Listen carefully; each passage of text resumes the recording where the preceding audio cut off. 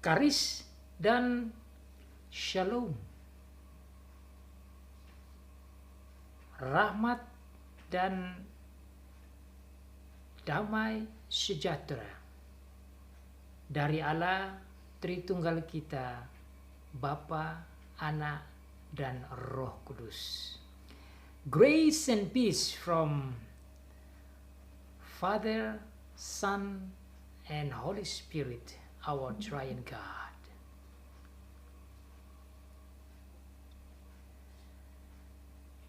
Memasuki akan hari kebangkitan Tuhan Yesus, hari Paskah, hari kemenangan. Kita akan melanjutkan bacaan firman Tuhan dari kitab Wahyu pasal 16 pada bagian kedua dari ayat 10 sampai ayat 21. Ayat 10 sampai ayat 21 dari Wahyu pasal 16. Sekaligus kita memperingati akan hari kemenangan, hari kebangkitan, hari Paskah. The reading of the Word of God is taken from Revelation chapter 16, verse 10 to 21. Revelation chapter 16, verse 10 to 21. Since last week we have read from verse 1 to verse 9. This reading is also to remember of the Easter, the resurrection of our Lord Jesus Christ from the dead. Here is the word of God. Demikian bunyi firman Tuhan. Dan malaikat yang kelima menumpahkan cawannya ke atas takhta binatang itu, dan kerajaannya menjadi gelap, dan mereka menggigit lidah mereka karena kesakitan, dan mereka menghujat Allah yang di surga karena kesakitan dan karena bisul mereka. Tetapi mereka tidak bertobat dari perbuatan-perbuatan mereka. Dan malaikat yang keenam menumpahkan cawannya ke atas sungai yang besar, sungai Efrat. Lalu keringlah airnya, supaya siaplah jalan bagi raja-raja yang datang dari sebelah timur.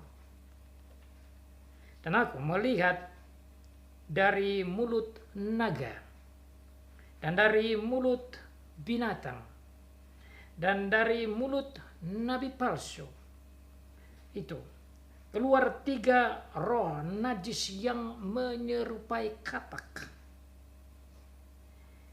Itulah roh-roh setan yang mengadakan perbuatan-perbuatan ajaib, dan mereka pergi mendapatkan raja-raja di seluruh dunia untuk mengumpulkan mereka guna peperangan pada hari besar, yaitu hari Allah yang Maha Kuasa.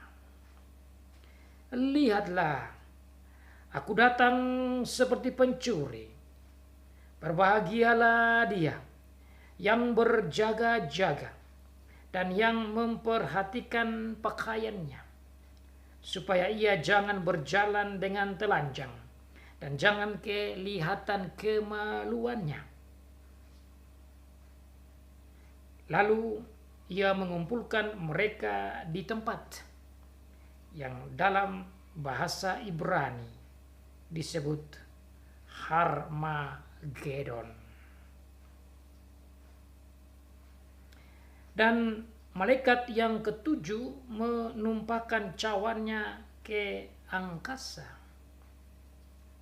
Dan dari dalam bait suci kedengaranlah suara yang nyaring dari takhta itu, katanya, "Sudah terlaksana." Maka memancarlah kilat dan menderulah bunyi guruh dan terjadilah gempa bumi yang dahsyat seperti belum pernah terjadi sejak manusia ada di atas bumi. Begitu hebatnya gempa bumi itu. Lalu terbelahlah kota besar itu menjadi 3 bagian.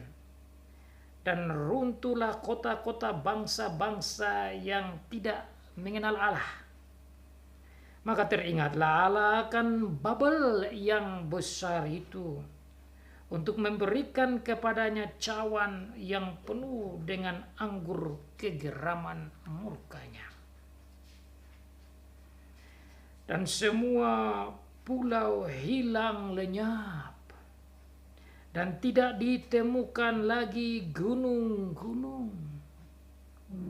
Dan hujan es besar seberat 100 pon jatuh dari langit menimpa manusia. Dan manusia menghujat Allah karena malapetaka hujan es itu, sebab malapetaka itu sangat dahsyat. So far the reading of the Word of God. Demikianlah jauh pembacaan firman Tuhan. Diberkati bagi setiap anak Tuhan yang membaca, yang mendengar, dan yang melakukan firman Tuhan. Perang Armageddon.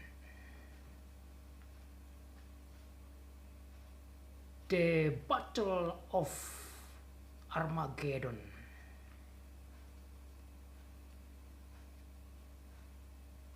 Perang terakhir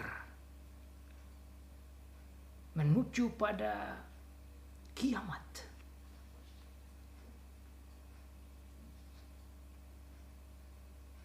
Kalau saudara mendengar istilah perang Armageddon, barangkali ada dari saudara yang sudah pernah mendengar karena dari firman yang dibacakan. Juga ada film yang telah dibuat berhubungan dengan perang Armageddon dengan berbagai macam versinya dan perspektifnya dan interpretasinya dan pemahamannya. Saya berharap dengan khotbah pada saat ini saudara boleh mendapat pemahaman tentang apa itu perang Armageddon,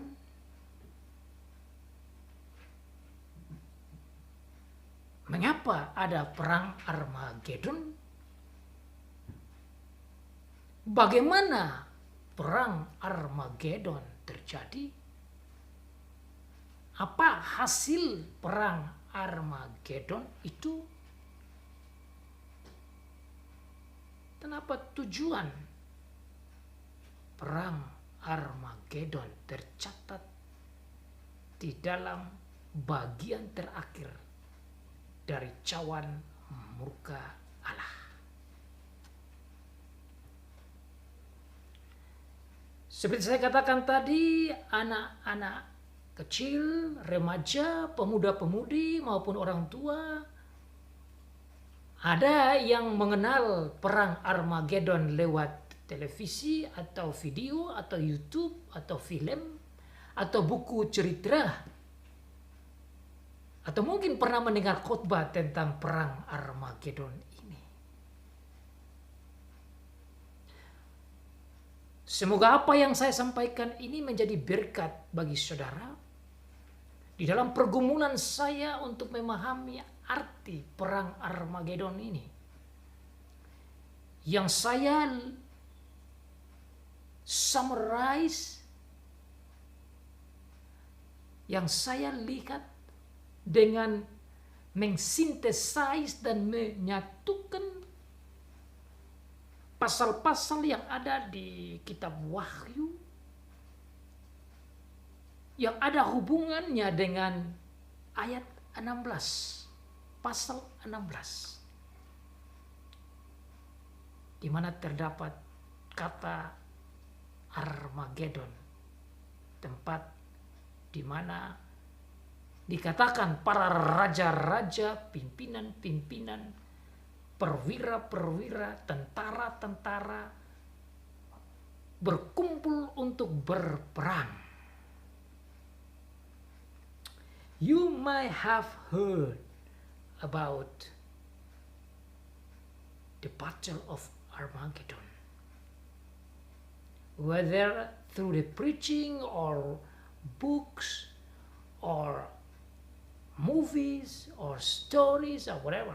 So I hope that through this sermon you can learn or you can get blessing from my studies and my preaching in connection with this, and hope that you can understand why this comes out, the purpose of it, the point of it, how it was planning and it is going to be happen, and what's the meaning of it. Di dalam memahami akan bagian yang kedua yang saya bagikan dari pasal 16 ini, saya berpikir ini jauh lebih gampang untuk dipahami daripada langsung mengkhotbahkan dari ayat 1 sampai ayat 21. Selain supaya waktu kita tidak terlalu panjang, tetapi juga menolong kita bisa memahami secara sederhana dan secara gampang pasal 16 dari kitab Wahyu ini. Izinkan saya untuk mengingat kembali apa yang telah kita dengar di minggu yang lalu. Dalam bagian pertama yang saya buat dalam satu khotbah dari ayat 1 sampai ayat yang ke-9, yang difokuskan pada 4 cawan murka Allah yang dicurahkan, ditumpahkan oleh 4 malaikat pertama. Yang pertama ditumpahkan ke bumi, lalu ke laut, lalu ke sumber-sumber mata air dan sungai, dan ke matahari. Dan saudara dan saya telah belajar bahwa dari 4 cawan murka Allah itu menimbulkan penyakit, kesengsaraan, kesusahan ekonomi, dan berbagai macam penderitaan dan kesengsaraan dan kesakitan yang dialami oleh orang-orang yang tidak percaya, yaitu mereka yang menyembah iblis, binatang itu, dan mengikuti gerakan dan dorongan nabi palsu dan antikris. 4 cawan murka Allah itu diarahkan untuk menggoncangkan keadaan ekonomi, keadaan kesehatan, keadaan keuangan, keadaan fisik, situasi kemewahan yang diberikan dan disodorkan oleh iblis dan dunia kepada manusia, yaitu khususnya mereka yang mengikuti iblis. Dan semua itu dihancurkan, dan mereka kehilangan kekuatan dan kekuasaan, dan pada akhirnya mereka menghujat Allah oleh karena kepedihan dan kesakitan yang mereka alami, seperti yang tercatat dalam ayat yang ke-9. Sekarang saudara, tatkala kita masuk di ayat yang ke-10, cawan yang kelima diarahkan kepada kerajaan binatang itu, yaitu kerajaan si iblis. Lalu cawan yang keenam, terjadilah perkumpulan semua orang-orang yang menyembah iblis bersama dengan raja-raja dan pimpinan-pimpinan politik dikumpulkan untuk masuk ke perang dengan Tuhan. Perang dengan Tuhan Yesus. Dan cawan yang terakhir bercerita atau diarahkan, ditumpahkan ke angkasa, dan terdengar suara dari bait Allah sudah terlaksana sebagai bagian final pelaksanaan murka Allah yang dahsyat. Oleh karena itu saudara, di dalam memahami akan cawan murka Allah yang ke-5, ke-6, dan yang ke-7 ini hanya bisa kita paham dengan baik tatkala kita melihat dari segala sudut firman Allah dari kitab-kitab Wahyu, masing-masing pasal yang bercerita dan mengarah kepada perang Armageddon ini.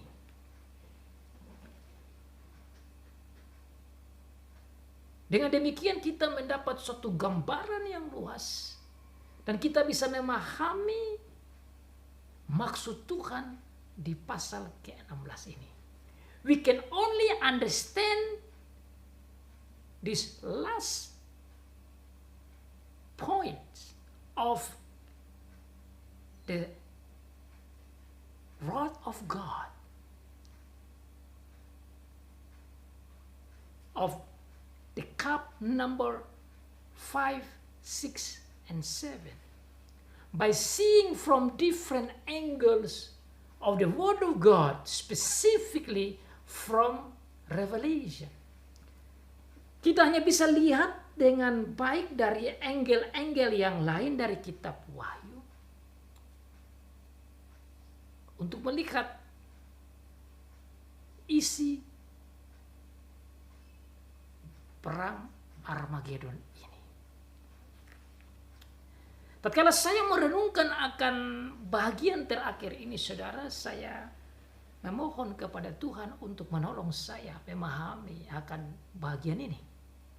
Dan seperti biasa, tatkala saya kesulitan memahami ayat demi ayat, khususnya ayat 16 berhubungan dengan Armageddon ini, saya memohon kepada Tuhan untuk memberikan saya hikmat, agar supaya saya mengerti dengan baik dan bisa membagi kepada saudara di mana saja saudara berada, yang mendengar khotbah saya ini dan dapat berkat dari hikmat lewat firman Tuhan ini, pengajaran firman Tuhan ini. Saya mendapat hikmat bahwa untuk memahami ayat yang ke-10 sampai ayat yang ke-21, saya harus melihat di ayat yang ke-16 sebagai ayat jendelanya. In order to understand verse 10 to verse 21, I was guided and received the wisdom from God that I must focus on verse 16 in connection with the battle of Armageddon. And then from there I see the other verses as well as seeing from the other chapter.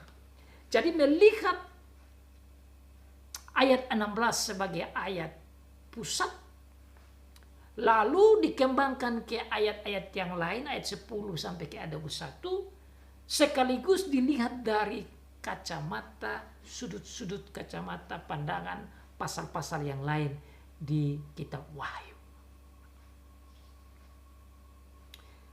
Itu yang saya berpikir hikmat yang Tuhan berikan kepada saya, Dan saya ingin saudara-saudara yang mendengar khotbah saya pada saat ini agar juga bisa melihat dengan cara saya itu, dan semoga saudara mendapat hikmat, mendapat pengertian, dapat memahami akan bagian ini. I hope you can understand through this way, specifically in this part of Revelation chapter 16 verse 10 to 21. Oleh karena itu saya memberikan tema pada khotbah saat ini yang berbunyi Perang Armageddon, the Battle of Armageddon. Adalah perang terakhir. Is the final war, the final battles between God and the devil. Kingdom of God against the kingdom of Satan.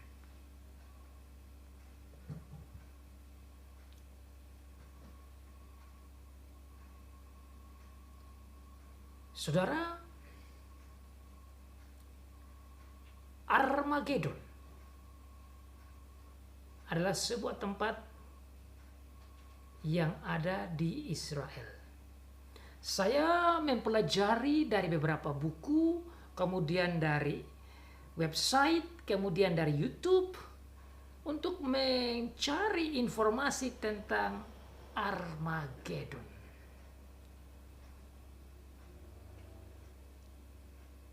Dari informasi-informasi yang saya kumpul, saya dapati bahwa kata Armageddon itu datang dari kata Har-Magedon. Adalah gabungan dua kata Har dan Magido. Har artinya bukit atau gunung. Magido adalah tempat yang ada di Israel yang dekat dengan Gunung Karmel.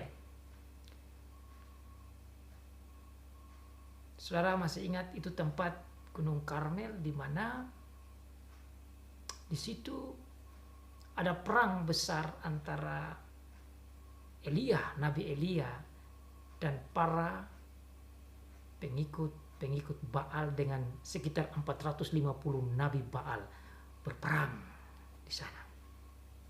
Dan Elia menang oleh karena Tuhan menyertai Nabi Tuhan ini. Dekat dengan Gunung Karmel itu ada sebuah bukit, tempat yang bersejarah yang namanya Megiddo. Di daerah Megiddo ini ada sejarah tersendiri yang saya mempelajarinya dan saya dapati ada beberapa nama-nama penting di mana terjadi peperangan yang mengingat peperangan rohani di antara Allah dan iblis dan hamba-hamba Tuhan dan para pengikut iblis. Saya mencatat di Megiddo ini, daerah sekeliling Megiddo ini terdapat beberapa peperangan dan terjadi kematian. Peperangan yang pertama tatkala bangsa Israel keluar dari Mesir menuju ke tanah perjanjian, Yosua memimpin bangsa Israel dan di sana terjadi peperangan antara orang Israel dan orang-orang Kanaan waktu itu. Dan Yosua mengalahkan Raja Megiddo seperti tercatat dalam kitab Yosua pasal 12 ayat 21. Saudara bisa melihat di sana dikatakan ada sekitar 31 orang raja dari raja-raja yang dikalahkan oleh Yosua Dan salah satu raja yang dikalahkan pada saat itu adalah Raja Megiddo. Pasal 12 ayat 21 dari kitab Yosua. Raja negeri Tanakh 1, Raja negeri Megiddo 1. Tiap raja dicatat yang dikalahkan oleh Yosua di bawah bimbingan Tuhan. Catatan saya yang kedua, di tempat Megiddo ini terdapat kematian dari seorang raja Israel namanya Yosia. Seorang raja Yuda atau Yehuda yang dibunuh oleh Firaun Neko. Itu terdapat sangat jelas tercatat di 2 Tawarik pasal 35 ayat 22. 2 Tawarik pasal 35 ayat 22. Saya baca karena Alkitab mencatat akan sejarah kematian Raja Yehuda Yosua di Megiddo. Ini untuk kita lihat latar belakang Megiddo. 2 Tawarik pasal 35 ayat 22. Saya baca 2 Tawarik 35 ayat yang ke-22. Tetapi Yosia tidak berpaling daripadanya, melainkan menyamar untuk berperang melawan dia. Ia tidak mengindahkan kata-kata Neko, yaitu Firaun, yang merupakan pesan Allah, lalu berperang di lembah Megiddo. Ayat 23. Maka pemana-pemana menembaki Raja Yosia, dan Raja berseru kepada orang-orangnya, bawa aku dari sini karena aku luka parah. Orang-orangnya mengangkatnya dari keretanya, lalu mengangkutnya dengan kereta cadangannya, lalu membawanya ke Yerusalem. Kemudian matilah ia, lalu dikuburkan di pekuburan nenek moyangnya. Seluruh Yehuda dan Yerusalem berkabung karena Yosia. Yosia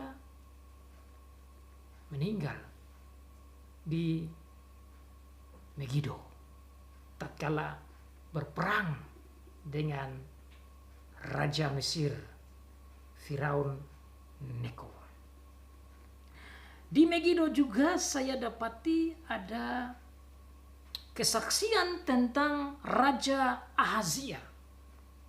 Raja Yehuda juga yang mati di tempat ini. Tercatat dalam 2 Raja-Raja pasal 9 ayat 27. Saudara bisa buka di rumah dan baca sendiri.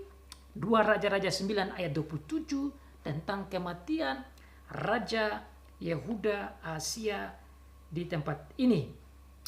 Saya ingin membaca ayat khusus yang berhubungan dengan peperangan antara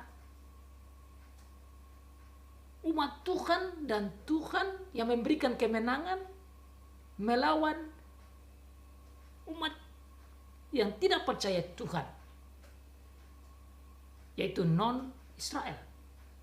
Dan di situ Tuhan memberikan kemenangan secara khusus yang tercatat di dalam Hakim-Hakim pasal 4. Dan khusus dalam Hakim-Hakim pasal 5 ayat 19 disampaikan bahwa di situ terjadi di Megiddo. Hakim-Hakim pasal 4 menyaksikan tentang perang antara bangsa Israel yang dipimpin oleh Barak dan Deborah, dan pimpinan non-Israel yang namanya Sisera. Panglima perang itu dibunuh mati oleh karena Tuhan menyertai bangsa Israel. Saya baca sedikit poinnya ini untuk saudara melihat bagaimana peristiwa peperangan yang terjadi di sini. Setelah Ehud mati, orang Israel melakukan pula apa yang jahat di mata Tuhan. Lalu Tuhan menyerahkan mereka ke dalam tangan Yabin. Yabin ini adalah raja non-Israel, raja Kanaan,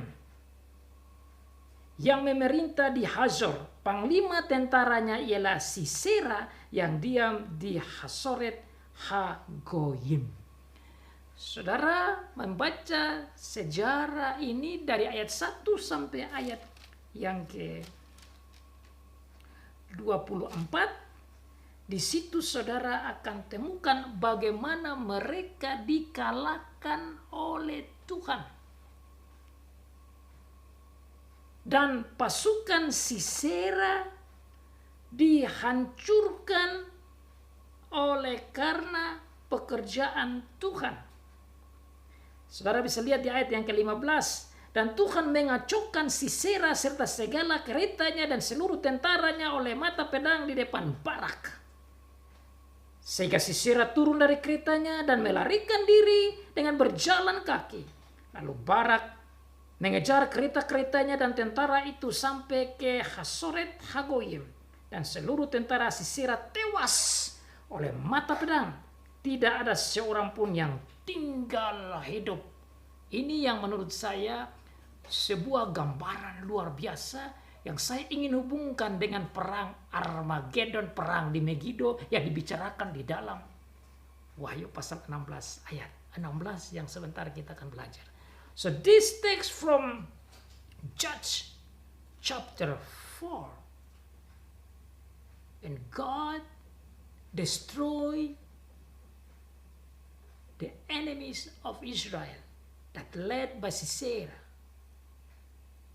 It shows to me the connection with the war in Armageddon that is talking in Revelation chapter 16 verse 16 here.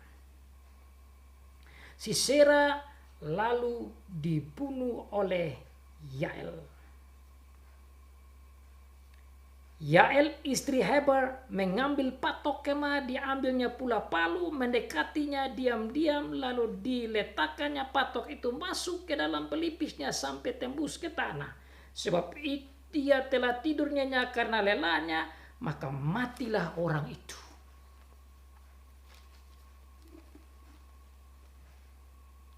Umat Tuhan menang. Israel menang. Tuhan memberi kemenangan kepada bangsanya dan musuhnya dikalahkan di Megiddo. Ada beberapa lagi poin-poin yang saudara bisa belajar tentang Megiddo. Untuk save waktu, saya mau maju kepada ayat per ayat dari pasal yang ke-16 yang menjadi teks kita. Saya hanya mau menggali tentang Megiddo ini. Kalau saudara ada waktu, saudara bisa lihat juga di situ terdapat juga bentengnya yang dibangun oleh Salomo di Megiddo, dibangun oleh Ahab, raja Israel. Jadi di situ merupakan tempat kekuatan bangsa Tuhan, termasuk dari zaman Salomo. Dengan demikian, saudara, Megiddo menjadi satu tempat simbol yang menunjukkan tempat peperangan secara fisik maupun secara rohani antara Tuhan dan iblis. Itu yang saya simpulkan untuk kata Megiddo atau Harmagedon atau Armageddon. Armageddon adalah tempat di mana terjadi peperangan fisik, termasuk peperangan spiritual rohani antara Tuhan Allah dan setan, umat Tuhan dan umat yang menyembah iblis.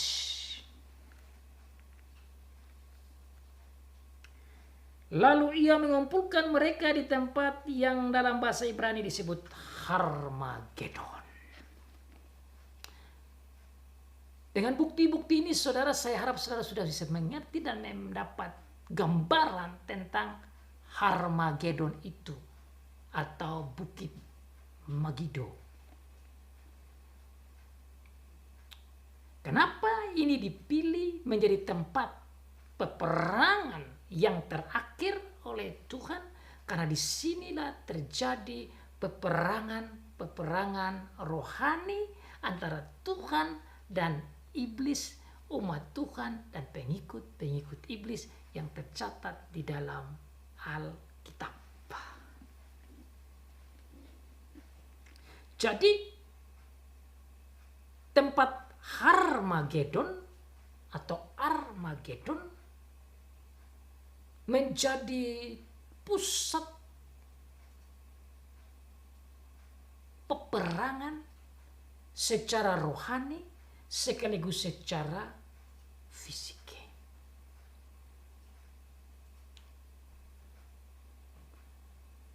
Armagedon atau Harmagedon ini juga sekaligus tempat yang menunjukkan betapa hebatnya Tuhan, betapa luar biasanya Tuhan, betapa Tuhan menang atas iblis, betapa Tuhan adalah sang penguasa dan iblis tidak punya kekuatan melawan Tuhan. Di dalam pokok tentang Harmagedon atau Armagedon ini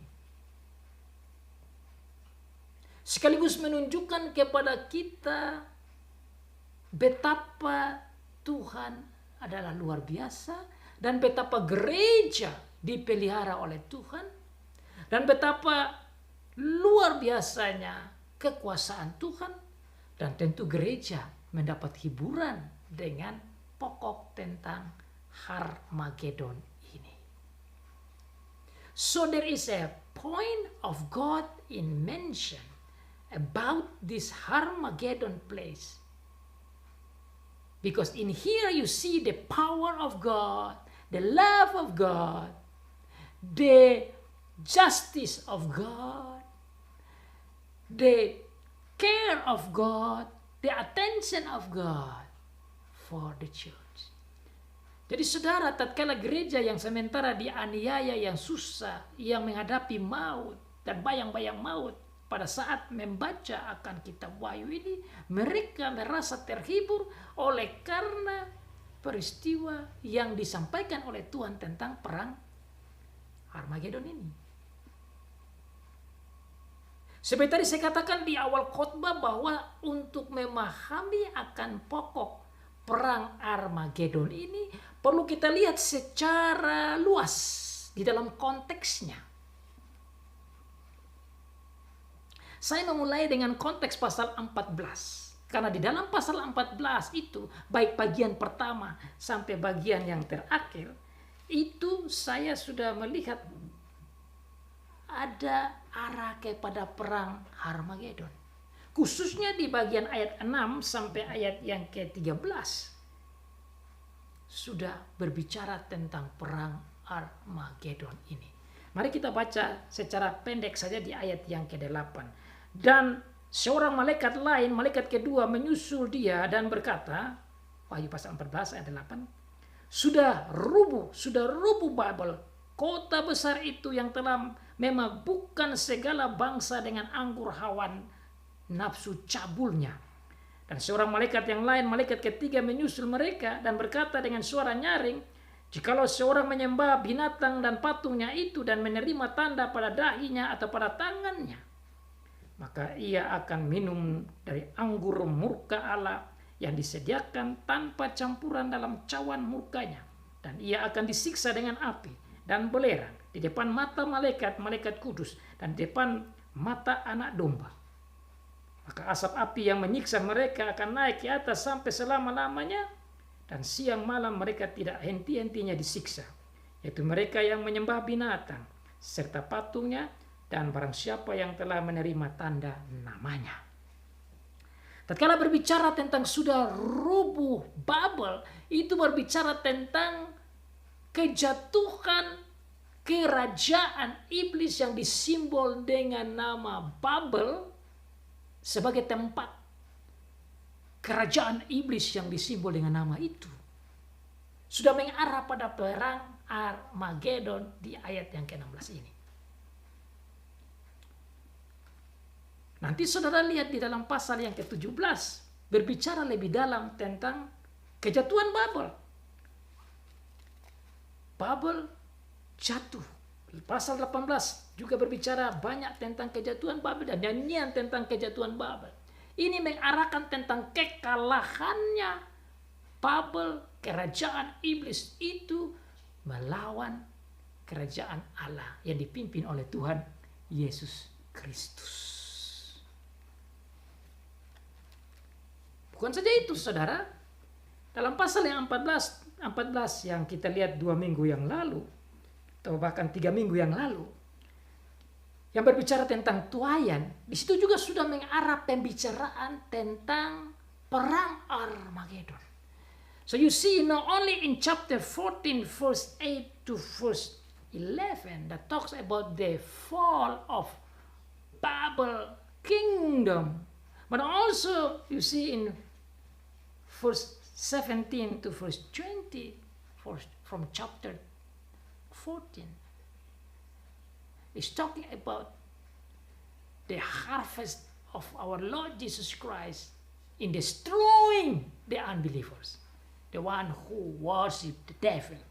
Pasal 14 ayat 17 sampai 20 tatkala berbicara tentang tuayan dan mereka digiling dan terjadi tumpahan darah yang begitu banyak dan terjadi penghancuran dan kematian yang bukan main-main itu, saudara, itu berbicara tentang perang Armageddon sebenarnya. Dari situ sudah bisa lihat. Jadi pasal 16 ayat 16 hanya bicara saja dikumpul di Armageddon.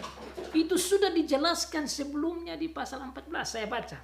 Dan seorang malaikat lain keluar dari bait suci yang di surga. Juga padanya ada sebilah sabit tajam. Dan seorang malaikat lain datang dari Mesbah. Ia berkuasa atas api. Dan ia berseru dengan suara nyaring kepada malaikat yang memegang sabit tajam itu. Katanya, ayunkanlah sabitmu yang tajam itu dan potonglah buah-buah pohon anggur di bumi karena buahnya sudah masak. Ayat 19. Lalu malaikat itu mengayunkan sabitnya ke atas bumi dan memotong buah pohon anggur di bumi dan melemparkannya ke dalam kilangan besar, yaitu murka Allah. Ini murka Allah sudah dibicarakan nanti di pasal 16. Dan buah-buah anggur itu dikilang di luar kota. Dan dari kilangan itu mengalir darah. Tingginya sampai ke kekang kuda. Hampir 2 meter atau 1,5 meter. 1,5 meter. Dan jauhnya 200 mil atau 300 kilo. Ayat 20 ini menunjukkan betapa ngerinya peperangan itu. Sehingga terjadi penumpahan darah yang mengerikan. Yang digambarkan jauhnya hampir 300 kilo. Dan tingginya darah itu 1,5 meter atau 2 meter. Di kekang kuda. Ini adalah berbicara tentang perang Armageddon. Saya lihat ini supaya tatkala saudara melihat pasal 16. Kita bisa paham bagaimana perang ini. Dan poin ini saja sudah menunjukkan bahwa Tuhan Yesus menang. Ini sekaligus menunjukkan kemenangan Tuhan Yesus di kayu salib. Kemenangan dia atas iblis tatkala dia mati dan dia bangkit. Itu sudah membuktikan. Makanya saudara kita tatkala merayakan akan kebangkitan Tuhan Yesus pada hari ini.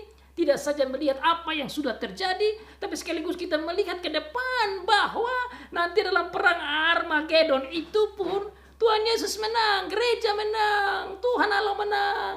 Karena dalam pasal 14 jauh sebelum terjadi sudah dibuktikan tentang perang Armageddon ini dan terjadi kemenangan Tuhan atas si iblis dan semua pengikut-pengikutnya.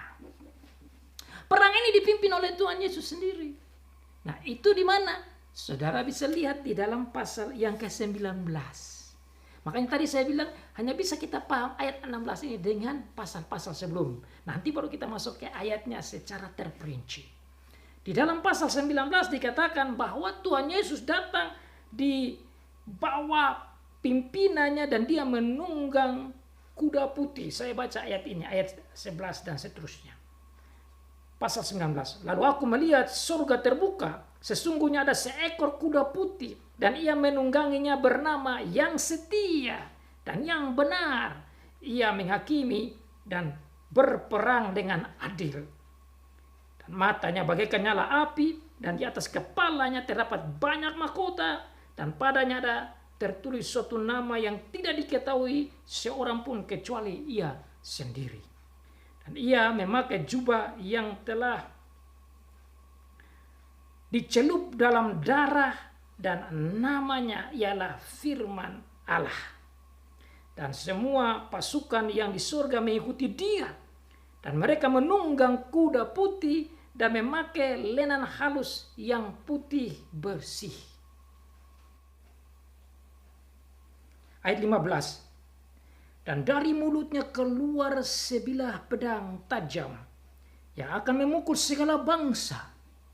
Dan ia akan menggembalakan mereka dengan gada besi. Dan ia akan memeras anggur dalam kilangan anggur, yaitu kegeraman murka Allah yang maha kuasa. Ini yang dibicarakan di perang Armageddon itu. Ayat 16. Dan pada jubahnya dan pahanya tertulis suatu nama, yaitu Raja segala raja dan Tuhan di atas segala Tuhan.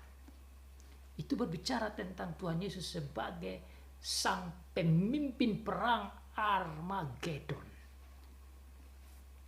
Dalam bagian selanjutnya diceritakan bagaimana perang itu terjadi dan bagaimana kematian demi kematian terjadi. Tidak ada satupun yang hidup seperti apa yang terjadi pada saat Sisera dan pasukannya yang kuat itu dihancurkan oleh Barak dan Deborah dan pasukan mereka itu.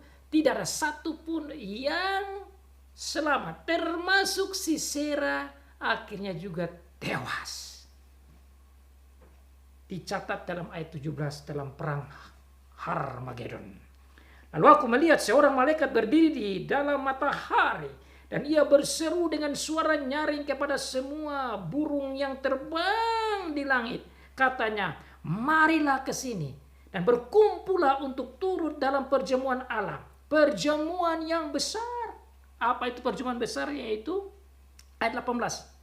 Supaya kamu makan daging semua raja, dan daging semua panglima, dan daging semua pahlawan, dan daging semua kuda, dan daging semua penunggangnya, dan daging semua orang, baik yang merdeka maupun hamba, baik yang kecil maupun yang besar. Seluruh orang yang ada di dalam perang Armageddon itu mati tewas. Saudara bayangkan, seperti yang digambarkan dalam pasal 14 bagian terakhir.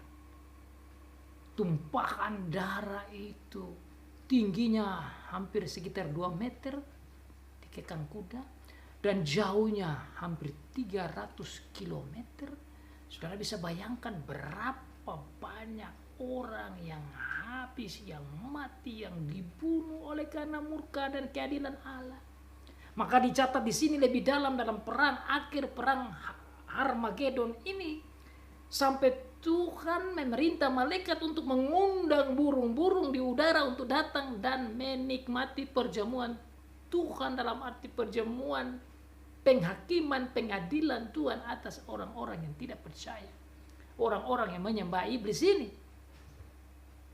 Panglima, raja, pahlawan, kuda, penunggang kuda, prajurit-prajurit, orang yang merdeka dan hamba, kecil besar, seluruhnya. Inilah yang terjadi di dalam perang terakhir sebelum dunia kiamat, perang Armageddon yang dipimpin oleh Tuhan Yesus Kristus yang namanya Yang Setia dan Yang Benar, itu yaitu juru selamat kita. Inilah yang menunjukkan jatuhnya Babylon. Ini yang menunjukkan jatuhnya kerajaan iblis. Dan ini membawa saya untuk masuk dalam ayat yang ke-10. So all these texts, including chapter 19, where God through his angel invited all the birds in order to eat people that died because of the Armageddon war. All the kings and all the soldiers and all the people who come to war that being destroyed, they all died, including the horses and including all the war tools being destroyed. Inilah saudara yang diarahkan kepada kerajaan iblis dan pengikut-pengikutnya. Maka saudara, mari kita lihat sasaran arah penumpahan murka Allah yang kelima diarahkan ke kerajaan iblis, kerajaan binatang itu. Sebelum terjadi perang Harmagedon, diarahkan tumpahan murka Allah itu ke kerajaan iblis. Dan malaikat yang kelima menumpahkan cawannya ke atas takhta binatang itu, dan kerajaannya menjadi gelap. Kuasanya menjadi tidak ada lagi, kemampuannya menjadi hilang. Tidak bisa apa-apa lagi. Aturan-aturan yang dia buat, strategi-strateginya, manuver-manuvernya semua menjadi berantakan dan hancur. Dan dikatakan gelap berarti tidak ada kekuatan lagi. Pengaruhnya menjadi jatuh. Tatkala Tuhan mengarahkan murkanya ke kerajaannya, ke pusatnya, ke tahtanya, tempat di mana sumber kekuasaan dari binatang itu. Binatang yang sebelumnya diakui, disembah, diikuti, dielu-elukan bahwa tidak ada satupun yang akan melawan binatang ini di dalam pasal 13, sekarang tidak bisa ada apa-apa lagi di hadapan Tuhan Allah. Dan ini sekali lagi menunjukkan hiburan dan kekuatan bagi jemaat yang ada pada pertama membaca kitab Wahyu. Dan harusnya juga menjadi hiburan bagi saudara dan saya di tengah-tengah pergumulan, pergolakan, tantangan iman yang kita hadapi di akhir zaman ini. Bahwa tetap Tuhan adalah pemenang, dan siapa yang tidak menyembah Tuhan, inilah resiko konsekuensinya yang Tuhan tunjukkan di dalam ayat yang ke-10. Bukan saja itu, bukan kekuatannya menjadi gelap dan kemampuannya menjadi tidak ada lagi, tapi juga dikatakan mereka menggigit lidah. Berarti ada kesakitan, kesengsaraan yang maha dahsyat. Mereka menggigit lidah mereka karena kesakitan, dan mereka menghujat Allah di surga karena kesakitan dan karena bisu mereka. Saudara, inilah konsekuensi mengikut iblis. Inilah konsekuensi ada di dalam kerajaan si iblis. Inilah konsekuensi mengikuti strategi iblis dan menyembah iblis dan kroni-kroninya. Sebelumnya di pasal 13 dikatakan bahwa mereka seperti senang, beria-ria, berpesta pora. Sekarang tidak bisa buat apa-apa lagi. Tuhan Allah yang harus disembah bukan disembah, mereka justru makin menghujat Tuhan. Dalam ayat yang ke-9 sudah dikatakan, oleh karena malapetaka cahaya matahari yang berupa seperti api mereka menghujat Allah. Sekarang juga masih karena bisu dan kesakitan, bukan mereka bertobat, justru makin menghujat Allah. Dan ini memang tidak ada pertobatan. Inilah orang-orang yang jelas ke neraka. Inilah mereka. Saudara bersyukur oleh karena kematian Tuhan Yesus dan kebangkitannya, kita dikumpulkan dalam satu tempat yang berbeda. Seperti tercatat di dalam Matius pasal 25. Saudara dan saya bersyukur karena juru selamat kita. Tanpa dia, saudara, kita pun sama. Tapi karena dia dan karena kebangkitannya dan karena kemenangannya itu, saudara dan saya bebas. Dan ayat-ayat ini sekaligus menunjukkan, menggarisbawahi kemenangan demi kemenangan demi kemenangan demi kemenangan. Victory and victory and victory and victory, forever and ever victory. Kemenangan yang tidak ada habis-habisnya. Dalam pasal demi pasal demi pasal kita Wahyu, termasuk berbicara tentang cawan demi cawan demi cawan sampai cawan yang ketujuh, membuktikan, menunjukkan kemenangan demi kemenangan demi kemenangan dari Allah, kekuatan demi kekuatan dari Allah untuk gereja dan untuk saudara dan saya. Mereka tidak bertobat dari perbuatan mereka. Semakin mereka mengikuti iblis, semakin mereka melawan Allah, semakin mereka melawan Tuhan yang di surga. Dan malaikat yang keenam menumpahkan cawannya ke atas sungai yang besar, sungai Efrat. Lalu keringlah airnya supaya siaplah jalan bagi raja-raja yang datang dari sebelah timur. Dan aku melihat dari mulut naga dan dari mulut binatang dan dari mulut nabi palsu itu keluar 3 roh najis yang menyerupai katak. Ayat yang ke-12 berbicara tentang bagaimana cara Tuhan untuk menggerakkan orang-orang yang tidak percaya ini berkumpul untuk masuk dalam perang yang Tuhan sudah siap.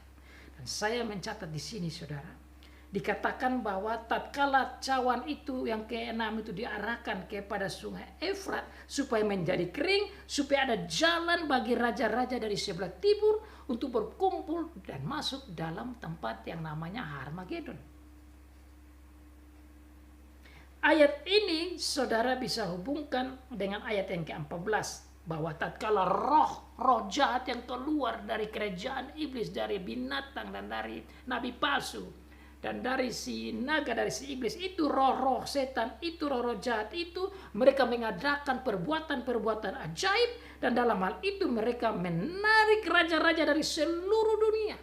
Jadi bukan saja dari timur yang dibicarakan dalam ayat 12, tapi juga dari seluruh dunia termasuk yang dari barat.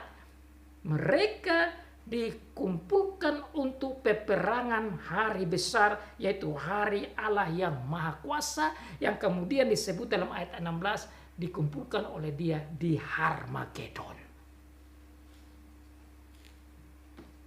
Jadi saudara, dalam ayat yang ke-12 dan ayat yang ke-14 berbicara tentang gerakan dari si iblis untuk mengumpulkan seluruh orangnya untuk siap melawan perang Allah.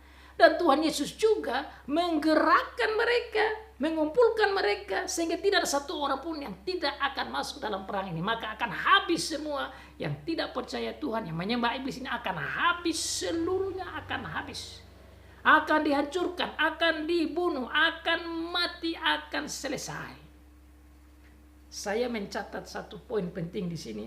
Di dalam perang Harmagedon ini, saudara, dikatakan bahwa ini perang terjadi pada hari besar, hari Allah yang Maha Kuasa.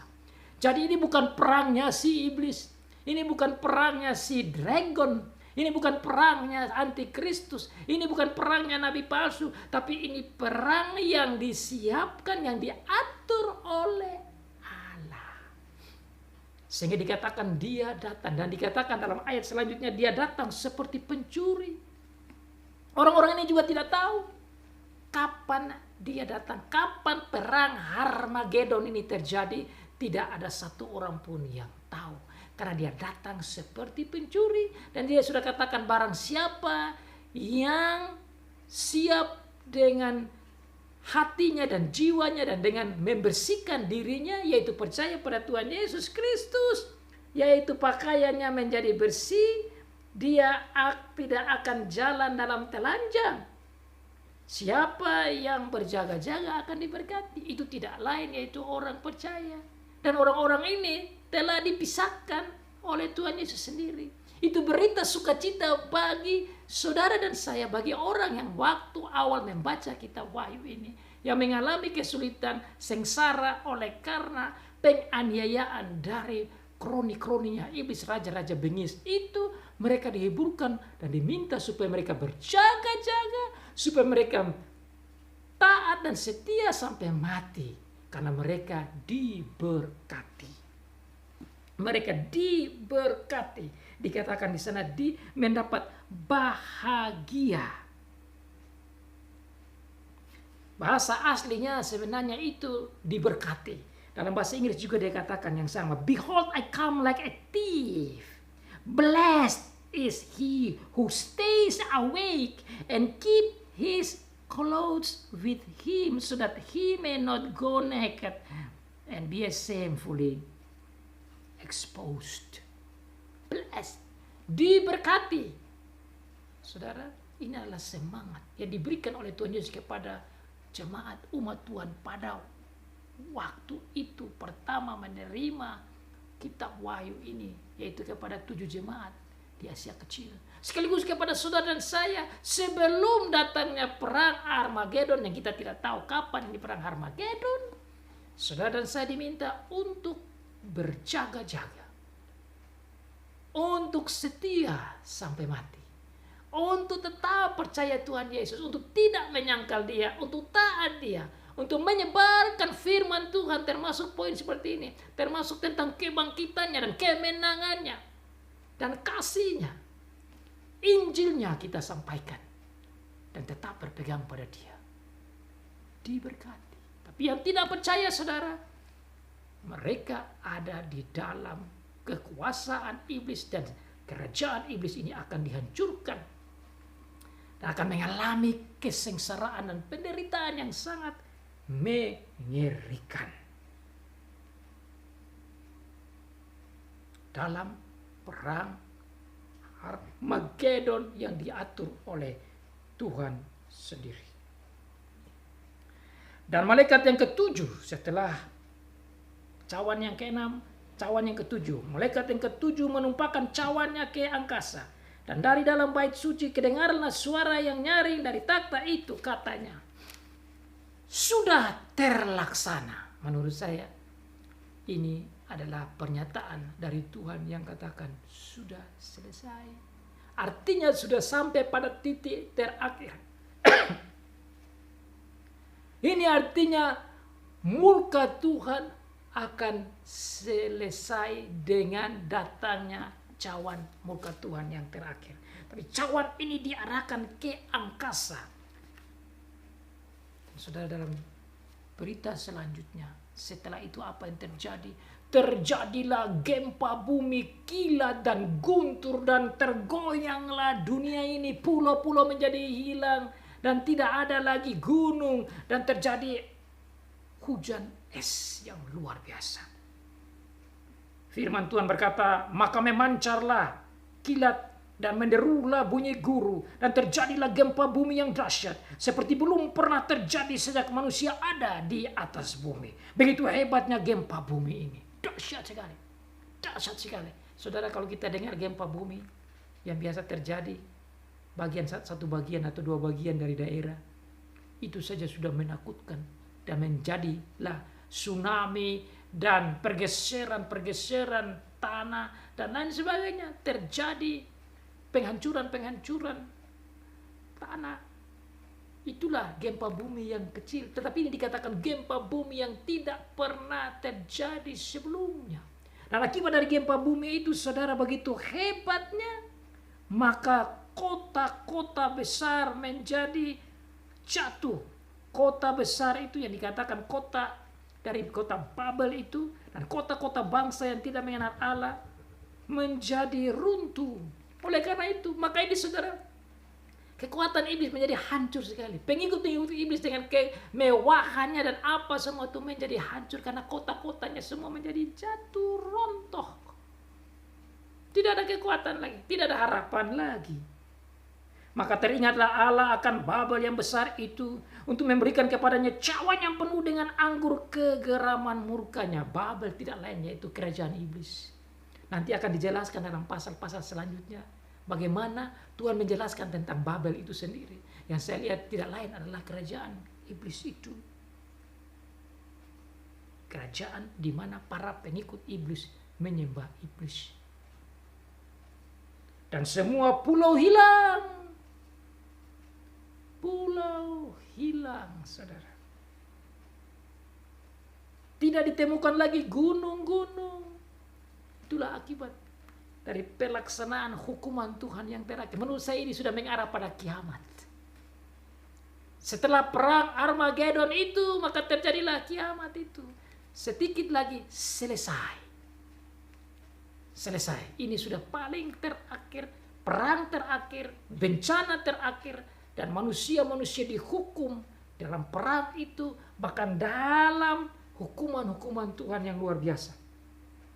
Hujan es besar seberat 100 pon jatuh dari langit menimpa manusia, dan manusia menghujat Allah karena malapetaka hujan es itu, sebab malapetaka itu sangat dahsyat. Saudara, saya baca tentang hujan es itu dikatakan 100 pon. Di dalam penafsir dikatakan bahwa itu beratnya sekitar 45 kg. Kalau hujan-hujan es biasa, saudara, itu paling berat itu setengah kilo, paling berat. Kalau tidak di bawah dari itu, berupa batu-batu es. Ini dikatakan seberat 45 kilo.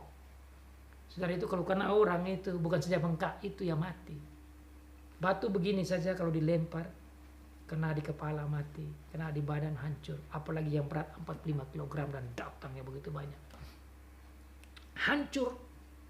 Hancur rumah, hancur kota, hancur manusia. Habislah seluruh manusia. Itulah yang saya melihat sebagai akhir dari segala sesuatu. Perang Armageddon menghabiskan manusia bersama dengan datangnya bencana-bencana alam itu. Datang dengan hujan es yang berat. Maka tidak ada satu manusia lagi yang hidup. Dan disitulah menurut saya kiamat. Kapan terjadi? Kita tidak tahu. Saudara, ini sekaligus menunjukkan kemenangan Allah. This shows the victory of God, that He is the God. He is the living God. He is the Almighty. He is awesome. He is amazing. Ini menunjukkan betapa Dia Tuhan Allah kita maha kuasa dan luar biasa. Jadi saudara, dengan mendengar akan 7 cawan murka Allah ini, sekaligus menunjukkan kemenangan demi kemenangan, demi kemenangan, demi kemenangan, demi kemenangan yang tidak pernah henti-hentinya dari Tuhan Allah kita di dalam Tuhan Yesus. Dan pada pokok terakhir, tatkala cawan yang kelima, keenam, dan ketujuh diarahkan, saudara, maka selesailah kekuatan iblis. Maka selesailah kekuatan si dragon. Maka selesailah pengikut-pengikutnya. Maka matilah, maka habislah kekuatan dan kehidupan mereka. Sekaligus menunjukkan kekuatan Allah. Sekaligus menunjukkan kekuatan Tuhan Yesus. Sekaligus menunjukkan betapa luar biasanya Tuhan Yesus kita.